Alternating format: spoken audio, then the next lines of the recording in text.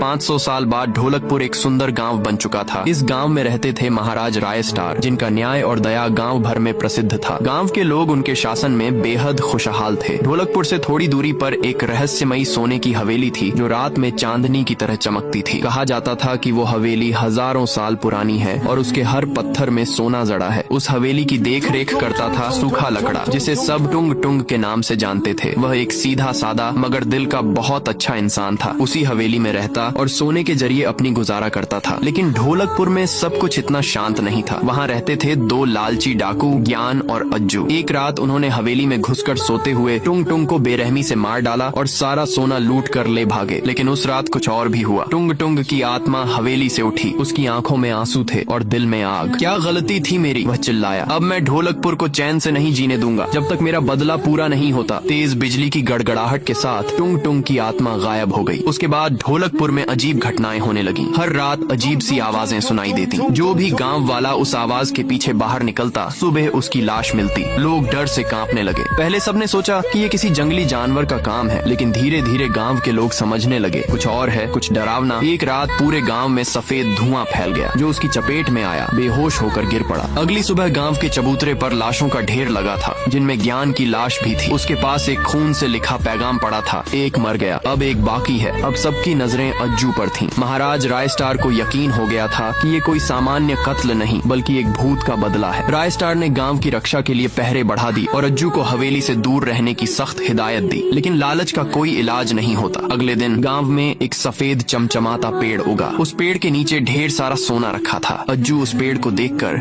लोभ में अंधा हो गया। उसने सोने को छूने की कोशिश की, लेकिन जैसे ही वह पास गया, पेड़ की जड़ें उसे पकड़कर अपनी आग में समा गईं। वो जलकर राख हो गया। पेड़ ने अपना असली रूप दिखाया। वो कोई पेड़ नहीं था, बल्कि टुंग टुंग साहोर था। उसने गूंजती आवाज में कहा, मेरा बदला पूरा हुआ, अब ढोलकपुर में फिर से शांति होगी। उसके बाद हवेली की जगह एक सुंदर बगीचा बन गया और गांव के लोग फिर से हंसी खुशी जीवन बिताने लगे। ढोलकपुर फिर से शांत हो गया। अगर आपको भी फ्री डायमंड चाहिए, बायो के लिंक से आप डाउनलोड कर लो।